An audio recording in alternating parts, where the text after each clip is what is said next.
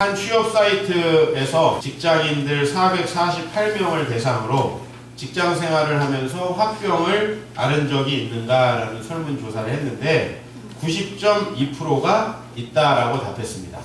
여러분들도 화병을 겪고 계십니까? 고개를 끄덕끄덕 하시는 분들이 몇 분 계시네요. 화병이 생긴 이유는 무엇이냐라고 이렇게 물었을 때 63.8%가 인간관계에 대한 갈등이 화병의 원인이었다 이렇게 답을 하고 있습니다. 사실 우리 직장 생활의 최대 큰 스트레스가 과다한 업무나 업무 성과에 따른 스트레스 이런 것들은 24%밖에 되지 않고 대부분의 경우에 사람 사이의 불편한 관계에서 온다라는 것입니다. 도대체 하나님은 이 나를 불편하게 하는 사람들을 왜 만들어 놓은 것일까? 가끔 가다가 여러분들 부부 사이에 갈등이 있을 때 나는 왜 결혼을 했을까? 그런 생각을 아마 할 겁니다. 도대체 우리는 왜 이 사람들 때문에 이렇게 불편해야 하는가 하는 거예요. 그래서 정말 이게 관계의 문제가 중요하구나. 왜 사람들이 관계를 중요하게 여길까에 대해서 제가 한번 생각을 나름대로 해봤어요. 이 설문조사를 놓고 사람은 다 자기가 제일 중요하다고 여기는 것에서 스트레스를 받거든요. 자기가 가장 소중하다고 여기는 곳에서 상처를 받아요. 그래서 많은 사람들이 교회에서 상처를 많이 받고 가정에서 상처를 많이 받는 거예요. 왜냐하면 자기가 중요하다고 생각하기 때문에. 또 사람들은 관계가 중요하다고 여기기 때문에 그 관계가 불편한 것을 잘 견디지 못하는 것입니다. 저는 오히려 이 설문조사를 좀 거꾸로 생각해 보고 싶어요. 사람들은 많은 업무를 통해서 크게 성공하는 데에 더 관심이 있기보다는 서로 화평하게 잘 지내는 데 더 관심이 있구나. 많은 직장인들이 어떤 성과를 내는 것보다는 우리끼리 잘 지내는 것이 더 먼저 중요하다라고 그렇게 여기고 있구나라는 생각을 합니다. 저는 선교팀이 갈 때마다 선교팀에게 꼭 부탁하는 게 있어요. 가서 뭘 하려고 하지 말고 서로 다투지 말고 사이좋게 잘 지내라. 사실 저는 지금까지 수십 번 선교를 나갔습니다. 한 번도 저희 팀에는 싸우거나 갈등이 있었던 적이 없어요. 그런데 제가 선교를 경험했던 우리 교회에도 여러분들과 얘기를 해보니까 다른 교회에서 선교를 갔다가 그때 안 좋은 경험이 있어서 선교를 안 간다는 분들이 꽤 몇 분 계세요. 참 그 가슴 아픈 일인 것 같아요. 그렇게 열심히 헌신하고 투자해서 선교를 가는데 내가 앞으로는 다시 가지 말아야겠다라는 생각이 든다면 얼마나 불행한가. 그리고 저는 우리 교회에서 여러분들이 어느 선교팀을 구성해서 어느 나라를 가든지 정말 가서 잘 지내는 것이 우리의 1차 목표다. 서로 사랑하는 게 1차 목표다라는 거죠. 그리고 많은 부모님도 마찬가지예요. 자녀들에게 무슨 유기농을 사주고 무슨 과외를 시키고 이거 하나도 중요하지 않아요. 여러분들이 서로 사랑하면서 잘 지내는 거. 그거 보여주는 게 아이들한테는 가장 중요하거든요. 그래서 저는 어저께 우리 이제 기도회를 끝나고 집에 갔어요. 그래서 제가 우리 재현이가 옆에 있는 데서 우리 아내와 무슨 이야기를 하다가 농담으로 이런 얘기를 했어요.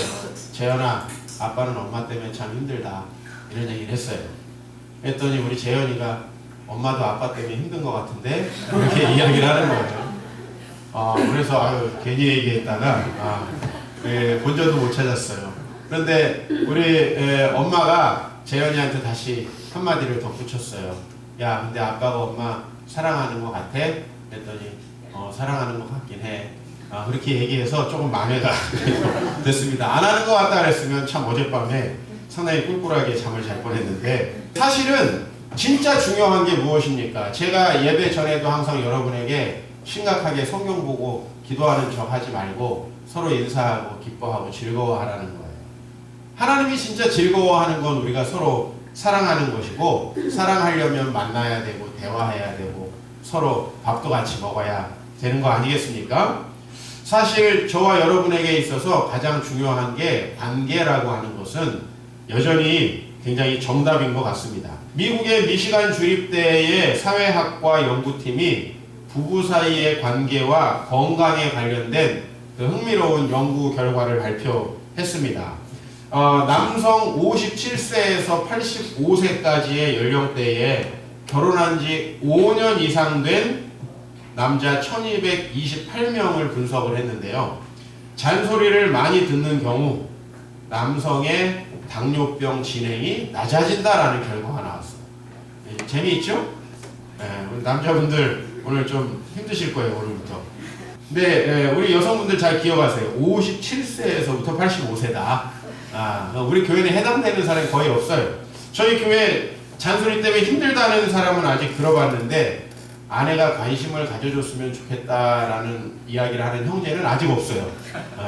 아직 없어요. 57세가 안 돼서 그런 것 같아요. 연구 결과에 대해서 한번 또 나름대로 분석을 해봤는데 왜 이렇게 여성이 잔소리를 하는 데 대해서 당뇨병 진행이 더뎌지는가, 즉 왜 건강상으로 더 호전되는가에 대해서 생각을 했을 때 이 57세 정도 되면은 어때요? 이제 아내가 남편을 포기하고 너 살려면 살고 죽으려면 죽어라. 이제 거의 이런 상태가 되는 지경이에요. 그런데 이 57세 이후에도 아내가 남편에게 옷을 챙겨 입어라, 이렇게 식이요법을 해라, 잔소리를 한다는 건 뭐예요? 그래서 좀 더 같이 살고 싶은 생각이 있다는 거예요. 그래서 57세 이상의 남성들은 아내의 잔소리를 아내의 보살핌으로 인지하게 된다라는 것입니다. 그래서 이게 잔소리도 언제 하느냐가 굉장히 중요하구나. 사실 이 잔소리도 어느 경우에는 또 정도에 따라서는 충분히 사랑과 관심의 표현일 수 있죠. 그런데 반대로 아내의 경우는 어떠냐? 아내는 평생의 건강이 결혼 생활의 만족과 밀접하게 관련이 있다라는 거예요. 즉 남성과 자기의 배우자와 어떤 관계가 있느냐가 물론 그 사람의 유전적인 또 건강과 또 그 사람의 여러 가지 노동 강도와 또 일하는 데 위험성과 여전히 관련이 있기는 하지만 그래도 이 아내의 건강은 남편과의 관계가 아주 직접적으로 연관이 된다라고 하는 것, 일평생 동안. 그래서 역시 관계라는 게 정말 중요하구나 라고 하는 거죠.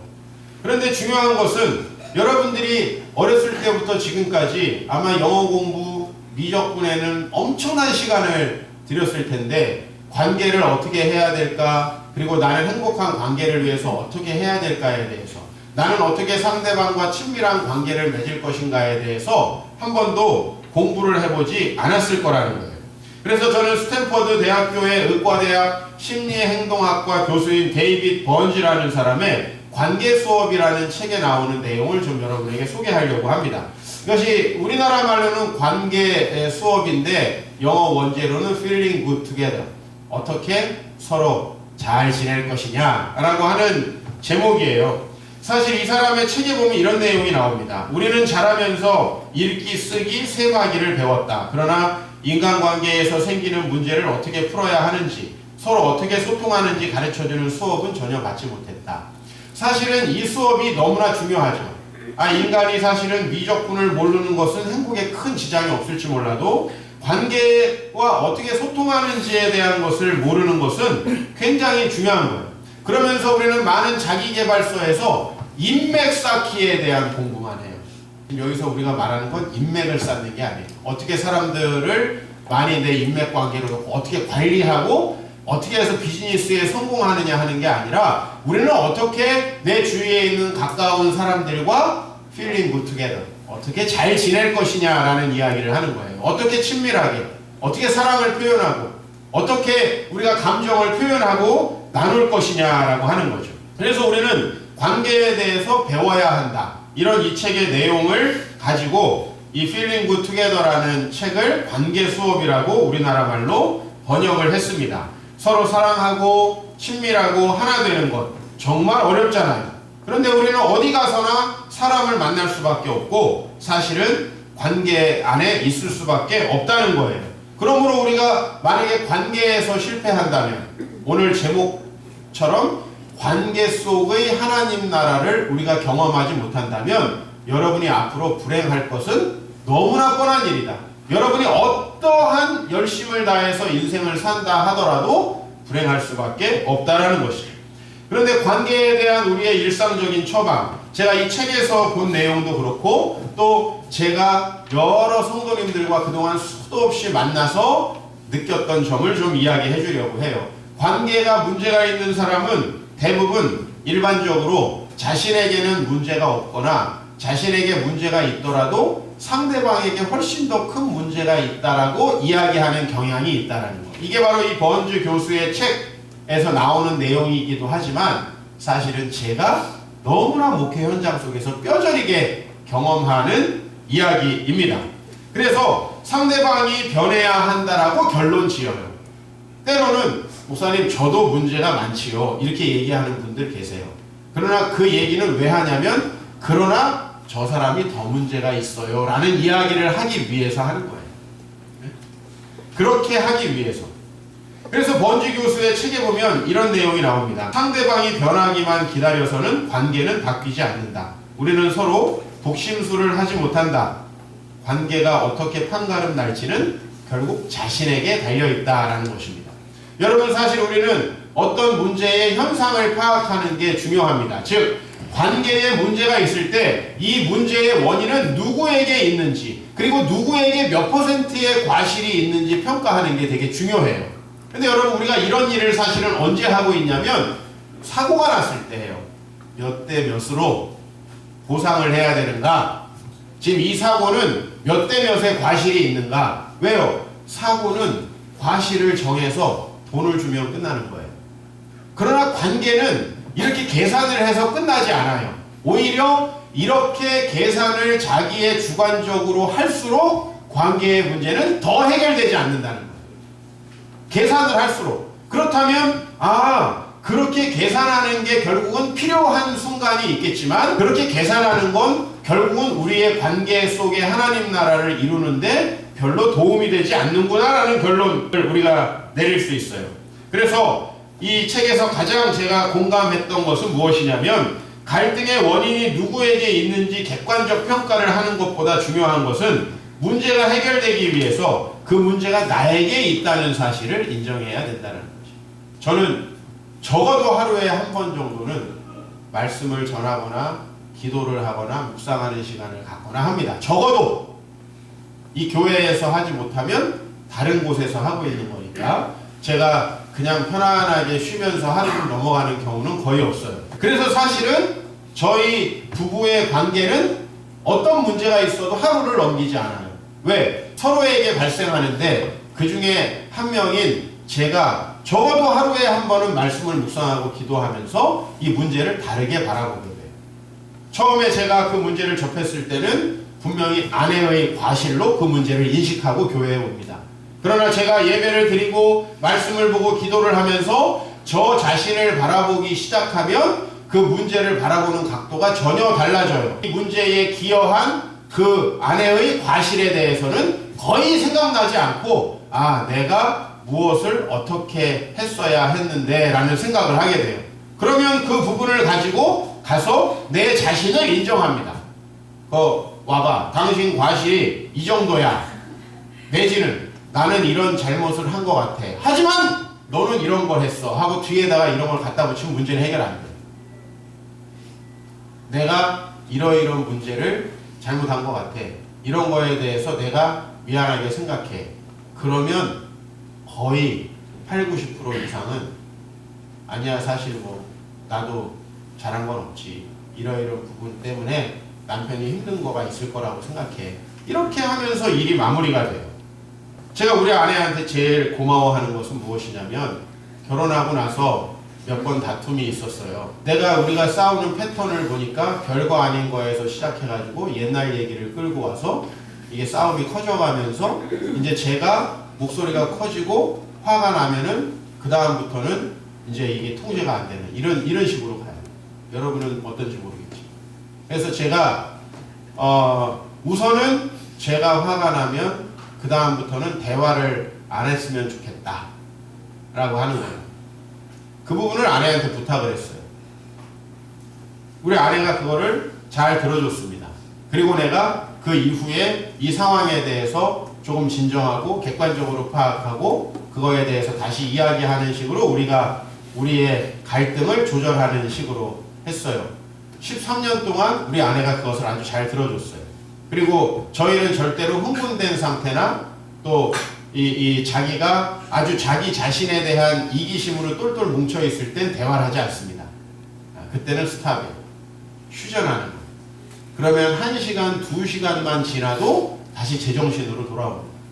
특히 저는 말씀을 안 볼 수가 없는 사람이라 말씀을 직업적으로 어쩔 수 없이 글을 쓰기 위해서 본다 할지라도 어쨌든 말씀을 보면 생각의 변화가 나타나는 것은 너무나 확실해요. 모든 관계의 문제가 나에게 있다고 생각했을 때 그것이 나에게 너무나 가혹한 결론이고 억울한 결론일 수 있습니다. 왜 목사님 나에게만 결론이 있다고 생각합니까? 그러나 분명히 문제가 해결되고 상대방도 자신의 문제를 인식하는 데 있어서 우리가 문제가 나에게 있다라는 것을 인정하는 것은 여전히 대단히 중요하다는 거예요. 근본적으로 우리의 불행은 관계에서부터 옵니다. 왜? 우리가 관계적 인간으로 창조되었기 때문입니다. 여러분, 관계적으로 구원받아야 한다. 이런 얘기 잘 못 들어보셨죠? 한번 따라해 봅시다. 관계적으로 구원을 받아야 한다. 왜냐하면 여러분의 구원은 주로 여러분이 죄를 지은 것을 예수님이 싹 씻어줘가지고 나중에 죽을 때 천국에 간다는 식의 패턴을 가지고 있기 때문에 관계적으로 구원을 받는다? 도대체 무슨 얘기냐라고 얘기하실 텐데 사실 성경에는 우리를 막바로 천국으로 데려간다는 얘기는 나와 있지 않고 예수님이 우리가 하신 구원을 이런 식으로 설명합니다. 한번 같이 에베소서 말씀을 읽어보겠습니다.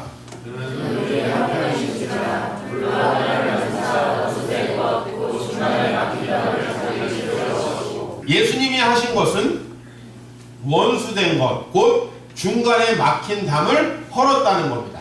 그러면 도대체 어떤 문제가 있었던 것인가? 우리는 하나님 앞에서 관계적으로 창조됐어요. 자, 제가 우리 교회에서 저 이종필이라는 독자적인 인간으로서 의미를 갖습니까? 제가 목사로서 의미를 갖는 건 저의 사역이 필요한 여러분들이 있기 때문에 의미를 갖는 거예요.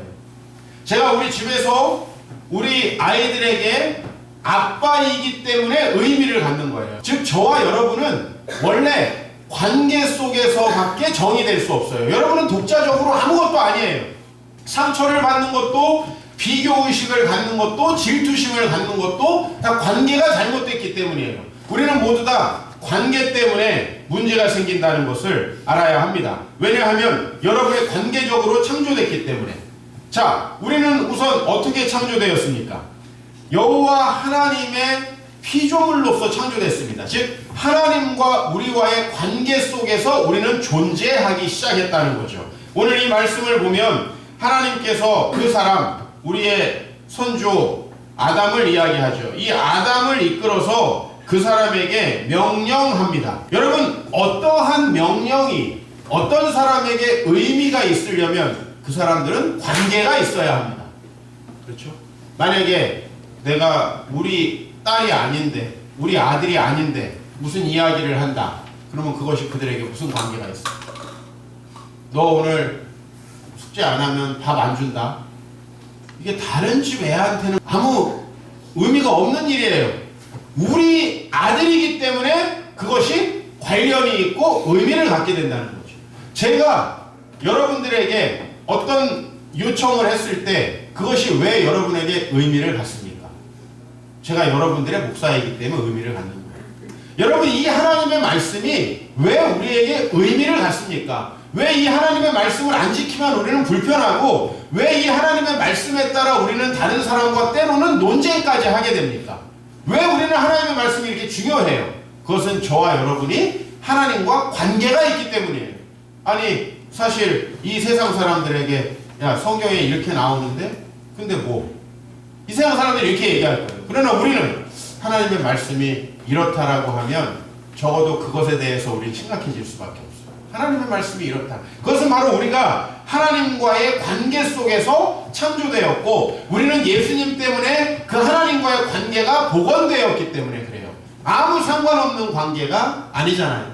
그래서 인간은 하나님과의 관계 속에서 창조됐어요. 이 하나님과의 관계 속에서 창조된 인간이 홀로 그러면 존재할 수 있느냐? 오늘 본문에 인간이 홀로 존재하는 것이 좋지 않다라고 말하고 있죠. 우리는 홀로 존재할 수가 없는 거예요. 관계 속에서만 존재할 수밖에 없는 거예요. 그래서 이 인간은 다른 사람들과의 관계도 하나님과의 관계가 정상적일 때만 정상적일 수 있는 거예요. 오늘 에덴 동산에서의 이 아담이 뭐라고 자기 아내에게 이야기를 하고 있습니까? 내 뼈 중에 뼈요, 살 중에 살이라고 이야기하고 있어요. 이것은 당신과 나는 하나다라는 거예요. 하나다. 당신의 살이 아프면 나도 아프고 당신의 뼈가 아프면 나도 아프다는 거예요. 바로 상대방과 나를 다른 존재로 분리시켜서 내가 잘되기 위해서 저 사람을 이용하는 지금 이 현대사회의 심각한 문제들이 아니라는 것이죠. 그 사람의 아픔, 그 사람의 고통은 바로 내 것이에요. 이것이 바로 하나님이 원래 계획했던 것이죠. 이웃을 내 몸과 같이 사랑하는 관계를 요구하신 거죠. 그러나 하나님과의 관계가 깨어졌을 때 어떤 일이 그 가운데 벌어집니까? 사실 우리 인간이 하나님을 왕의 자리에서부터 벗어나게 했죠. 더 이상 하나님의 말씀은 지금 이 세상에서 수많은 아직 예수를 주로 영접하지 않은 자들, 또 예수를 영접했다고 거짓말은 하지만 사실은 그냥 교회에 나오고 있는 사람들이 어떤 상황 속에 살고 있느냐 하면 사실은 하나님이 그와 아무 상관없는 상황에서 살고 있어요. 가끔 여러분 어떤 그리스도인들을 보면 과연 저 사람은 하나님을 믿기는 하는 것일까? 우리 그런 생각이 들죠. 어떻게 하나님을 믿는 사람이 저렇게 할 수 있지? 적어도 하나님과의 관계가 파괴되어 있습니다. 우리 인간이 스스로 왕이 되었을 때 하나님은 파괴돼요. 즉 여러분이 여러분의 모든 결정들을 스스로 내리고 여러분의 모든 판단을 스스로의 이기적인 욕망에 따라 한다면 여러분들은 하나님과의 관계가 깨어진 거예요. 그렇다면 이웃과의 관계도 깨어집니다. 하나님을 멀리한 우리 인간이, 즉 선악과를 따먹고 자기 스스로가 왕이 되기로 했던, 하나님을 왕으로 나는 피조물로 그 관계성 속에서가 아니라 하나님을 사라져버리게 한 이 현대인들은 이제 어떤 질문을 하게 돼요? 여러분, 하나님이 없는 사람은 이 질문을 다 하게 돼요. 나는 어디에서 와서 어디로 가는 것인가? 이 질문을 할 수밖에 없어요. 아니, 하나님이 없으면 우린 누굽니까 도대체? 우리가 누구예요? 뭐예요 도대체 우리는? 왜 이 세상에 있는 거예요? 존재의 근거가 전혀 사라져버리죠. 하나님이 없으면 우리는 사실 이 세상에서 내가 누구인지 알 수 없어요. 그래서 제가 20대에 읽었지만 잊지 못하는 소설 제목, 내가 누구인지 말할 수 있는 자는 누구인가? 내가 누구인지 말할 수 있는 자는, 하나님과의 관계가 없이는요 우리 자신이 누구인지 규정이 되지 않는 거예요. 우리 인간이. 그래서 우리 인생은 무엇인가? 나는 도대체 어디서 와서 어디로 가는가? 이 질문을 끊임없이 할 수밖에 없고, 그 상황 속에서 여러분들은 어쩔 수 없이 다른 사람들을 여러분의 욕망과 이기적인 용도로 이용할 수밖에 없어요. 아담이 하나님을 왕에서부터 쫓아내고 그 하나님이 너 왜 먹지 말라고 하는 열매를 먹었느냐라고 질문했어요. 그랬더니 아까 전에 내 뼈 중에 뼈요 살 중에 살이라고 했던 그 하와에 대해서 아담이 이렇게 얘기하죠. 하나님이 주셔서 나와 함께 있게 하신 여자 그가 그나의 열매를 내게 줌으로 내가 먹었노라. 내가 이 얘기를 듣기 싫어서 중매를 안 해. 목사님이 소개시켜준 그 여자 때문에 내가 이런 얘기를 들을까봐 하는 그 두려움이 있어요. 아담이 이르되 하나님이 주셔서 나와 함께 있게 하신 그 여자가 나에게 주었기 때문에 먹었다. 이건 뭐예요? 이제 자기의 이기적인 욕망, 자기의 명예, 자기의 권세를 지키기 위해서 다른 사람을 이용하게 되는 거죠. 이제 더 이상 뼈 중에 뼈요 살 중에 살이 아니에요. 저 인간은 내가 얼마든지 이용하고 폐기 처분해도 되는 인간이 되는 거예요.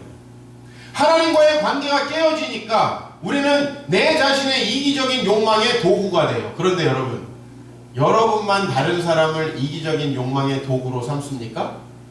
다른 사람도 여러분을 그렇게 삼거든요.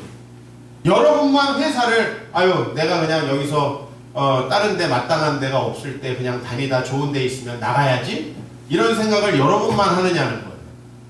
회사도 더 좋은 놈 있으면 잘라버려야지 이 생각 하겠죠?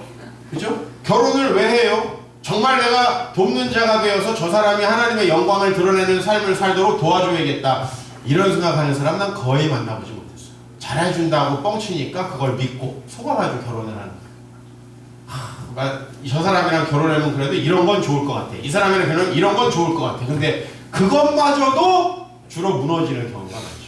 우리가요 하나님을 딱 벗어나 버리면 내 모든 문제에 대해서 원인을 밖에서 찾게 돼요.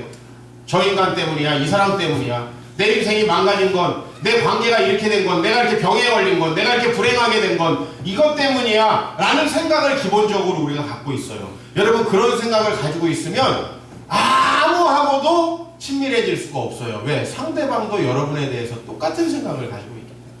이 세상 어느 누구도. 그러므로 이 관계 속에 하나님 나라를 이루기 위해서 예수님은 우리에게 오셨습니다. 그리고 예수님이 오셔서 먼저 하신 것은 아까 전에 우리가 읽었던 본문은 뭐예요? 하나님이 원수된 것을 중간에 막힌 담을 자기 육체로 하셨어요. 예수님의 죽음으로 뭔가 막힌 걸 하셨어요. 첫 번째 무엇을 하셨는가 하면 하나님과 우리의 관계에 막혀있는 담을 하셨어요. 우리 로마서 5장 말씀 같이 읽어보겠습니다. 곧 우리가 원수 되었을 때 그의 아들의 죽으심으로 말미암아 하나님과 화목하게 되었은즉 그의 살아나심으로 말미암아 구원을 받을 것이니라. 아멘. 오늘 예수님이 죽으심으로 어떤 일이 벌어졌냐면 하나님과 여러분이 화목하게 됐어요. 우리 인간이 서로를 도구로 이용하고 서로를 자기 탐욕의 대상으로 이용하게 된 것은 하나님과 멀어졌기 때문이라는 것이 성경의 진단이에요. 우리가 하나님을 왕의 자리에서 벗어나게 하고 우리 마음대로 우리의 욕망대로 살아갔기 때문에 우리는 상대방을 모든 사람을 이용하는 사람이 되는 거예요. 우리가 어느 직장에 있든지 가정에 있든지 교회에 있든지 항상 나는 다른 사람을 도와주기 위해서 왔다 존재한다라는 생각으로 한번 임해보세요. 그러면 모든 게 달라집니다. 그러나 저 사람들은 나를 이렇게 도와주겠지라고 생각하고 그 공동체에 임하면 여러분 상처만 받게 될 거예요. 먼저 우리는 하나님과 화목할 필요가 있습니다. 그렇다면 하나님과 화목하다는 건 뭘까요? 어느 날 여러분이 찬양하니까 하나님이 마음에 계신 것 같고 어떤 느낌, 어떤 하나님이 나를 도와주실 것 같은 느낌 잠깐 들었는데 집에 가보면 안 들고 뭐 이런 느낌이 화목한 게 아니에요. 여러분 왕과 백성은 어떻게 화목할 수 있습니까?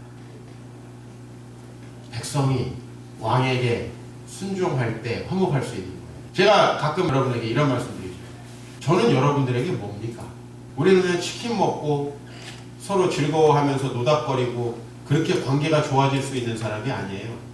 저는 목사이고 여러분에게 하나님의 말씀을 전달하는 사람이에요. 그렇기 때문에 여러분들이 이 하나님의 말씀에 순종할 때 저하고는 화목할 수 있어요. 이해가시죠? 여러분 선생님이 뭔가 열심히 자기의 것을 가르치려는 그런 선생님이라면 어떤 제자와 화목할 수 있겠습니까? 자신의 가르침을 잘 받아서 그 가르침을 따라 뭔가를 연마하는 그런 제자와 화목하게 될 것입니다. 여러분 하나님과 우리가 화목하게 된다는 것은 무엇이냐면 원래 우리와 아무 상관없던 하나님을 다시 우리 왕으로 모셔드리는 겁니다. 하나님을 여러분 적절히 이용하고 필요할 때 부르는 것으로 하나님과 화목할 수 없습니다. 하나님과 화목하게 되었다는 건 우리가 예수를 십자가에 죽으신 예수를 믿으면 그분이 여러분의 주인이 되셔서 여러분의 삶의 주인이 되셔요. 그러면 하나님은 우리를 매우 기뻐하시겠죠. 왜? 왕으로서 그 왕의 통치를 따르는 백성들을 얼마나 기뻐하시겠어요? 그리고 그 백성들에게 하나님은 분명히 엄청난 복을 주시기로 약속하셨거든요. 하나님과 화목된다는 건 이거예요. 여러분이 십자가에서 여러분의 죄를 보게 되는 거예요. 여러분 모든 문제가 있을 때 일단 말을 중단하세요. 왜? 우리가 어떤 뒤틀려 있는 마음으로 우리의 욕망이 섞여 있는 마음으로 말을 하면 이 말에서 독이 나가요. 코브라보다 더 악한 독이 나가요.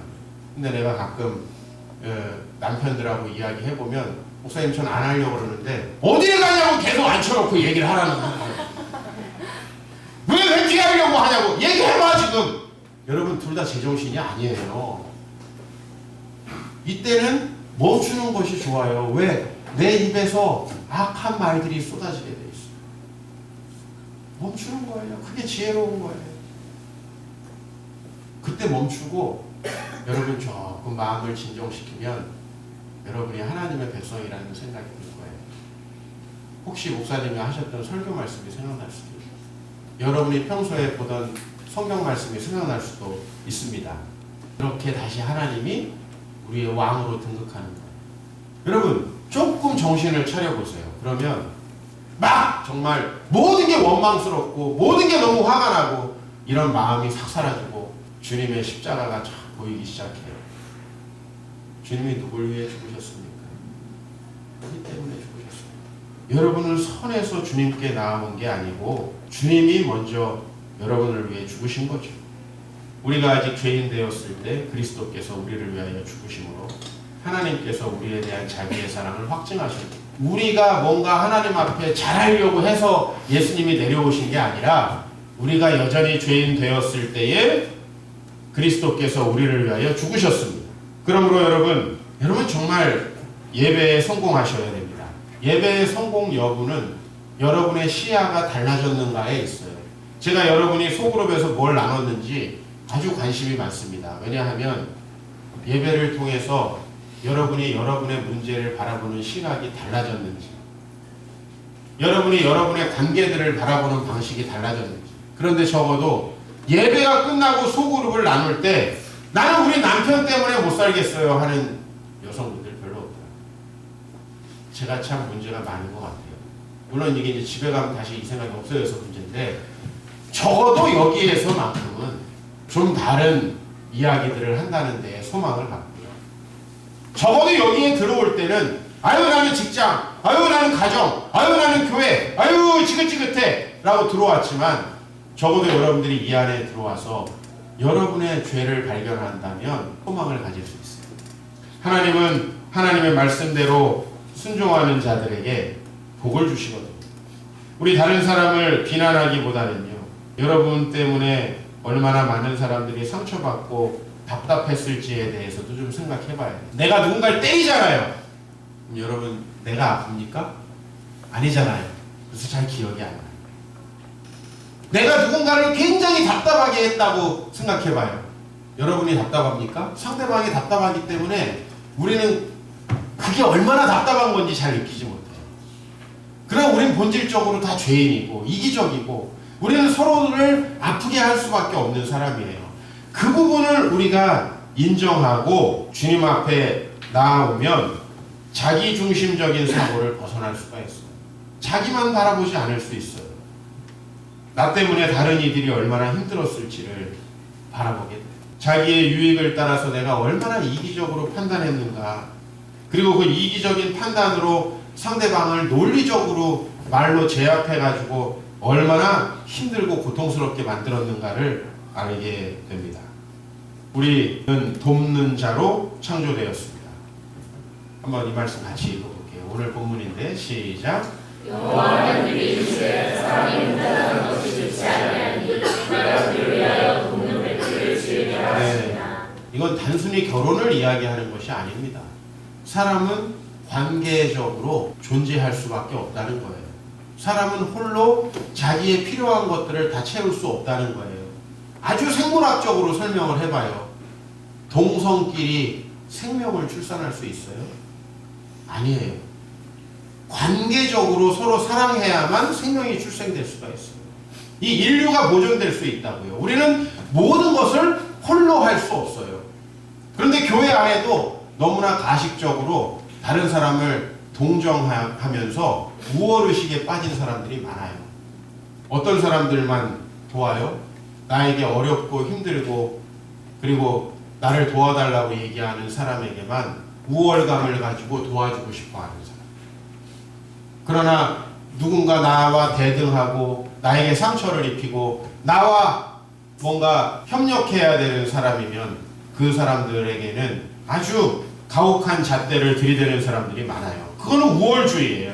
그건 관계의 회복을 가져다 주지 않아요. 내가 불쌍히 여기게끔 나에게 나아오는 사람 도와주지 못할 정도로 우리는 그렇게 비정하지 못합니다.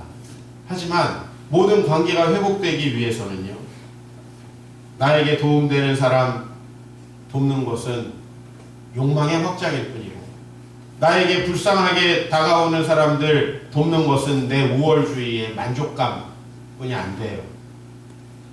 나에게 상처를 입히고 때로는 어려움을 줄 수도 있는 사람들도 우리는 더불어 살아야 된다라고 하는 게 성경입니다.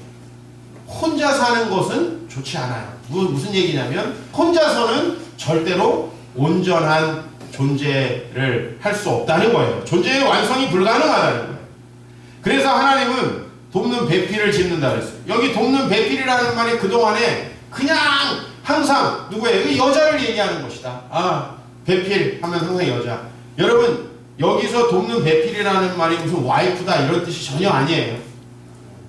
이것은 홀로 있는 사람에게 알맞는 돕는 자라는 뜻이에요. 돕는 자는 남자가 여자에게 돕는 자일 수도 있고 여자가 남자에게 돕는 자일 수 있어요. 목회자가 성도에게 돕는 자일 수도 있고 성도가 목회자에게 돕는 자일 수도 있어요. 이것은 항상 상호적이에요. 일방적으로 도와주는 관계가 아니라 상호적인 관계. 우리는 어떻게 이 안에서 상대방을 돕고 사랑할 수 있는가라는 거예요. 여러분은 왜 창조됐습니까? 도우미로 창조됐습니다. 신비하게도요. 목사님, 내가 돕기만 하면 고갈되지 않습니까? 라고 생각하는데 그렇지 않습니다. 내가 누군가를 진심으로 돕고 진심으로 사랑하면 그것은 서로를 채워주게 돼 있어요. 이것이 하나님의 신비예요. 절대로 진심으로 돕는 사람은 고갈되지 않아요. 제가 청년 사역을 할 때 한 2003년 정도 되는 것 같아요. 예수전도단에서 어떤 책을 내는데 청년 사역자 3명에게 추천사를 부탁을 했어요. 당신의 헌신이 벽에 부딪힐 때라는 제목의 책이었어요. 그래서 추천사를 써달라고 하니까 책을 좀 읽어봤어요. 근데 교회 안에서 번아웃 되는 문제에 대해서 다루더라고요. 교회 안에서 왜 번아웃 되는지 압니까? 우월주의로 누군가를 도와주려고 하는 거예요. 나한테 불쌍한 사람 도와주려고 하는 거예요. 진심으로 사랑하는 게 아니고 내가 존경받아야 되고 뭔가 해야 되니까 일을 하는 거예요. 이건 오래 못 견뎌요. 목회자들도 많이 번아웃 됩니다. 다른 욕망으로 다른 생각으로 일을 할 때는요 번아웃 될 수밖에 없어요. 그러나 여러분들과 사랑하고 여러분들과 하나님 나라를 이루는 이 아름다운 공동체를 위해서 우리가 서로 사랑하고 도우면 사역에는 번아웃이 없어요. 왜? 그 사역의 동기가 잘못돼야 번아웃이에요. 결혼 생활도 마찬가지. 뭔가 해서 뭔가 얻어내려고 하면 번아웃이 돼요. 그러나 내가 그대로 그 사람을 사랑하고 존중해주면요 그냥 그 자체가 하나님 나라가 되고 거기에서 우리에게 누려지는 복이 있어요. 우리는 다른 사람의 돕는 배필로 창조된 거예요. 사랑하는 성도님들, 저의 돕는 배필이 되어주시기 바랍니다. 교회에 이기적으로 나오지 마세요. 여기 오니까 설교가 딴 데보다 좋다. 언젠가 그 얘기가 그 얘기로 들릴 때가 올 것입니다. 아유, 처음에는 목사님 뭐 설교 잘하는 줄 알았는데 뭐 하는 소리가 똑같네. 똑같죠. 뭐 똑같은 놈인데 똑같은 얘기가 나올 수밖에 없죠. 종교까지도, 이 기독교 신앙생활까지도, 예배까지도 이기적으로 하려는 이 시대에 이 안타까움들이 있어요. 절대로 여기 와가지고 내가 뭘 받으려고 하지 마세요. 주려고 하십시오. 그러면 상대방도 줍니다. 그 안에서 우리 존재가 완성됩니다. 내가 여러분들에게 뭔가 여러분을 통해서 하려고 하면 여러분 어떻겠어요? 여러분을 통해서 내가 뭔가를 얻고 누리려고 여러분들을 끌어모은다면 여러분 이 공동체 안에서 행복하겠습니다. 그냥 저는 여러분들을 사랑하고 여러분 한 분 한 분이 잘 되기를 위해서 존재하겠습니다. 여러분들도 마찬가지예요.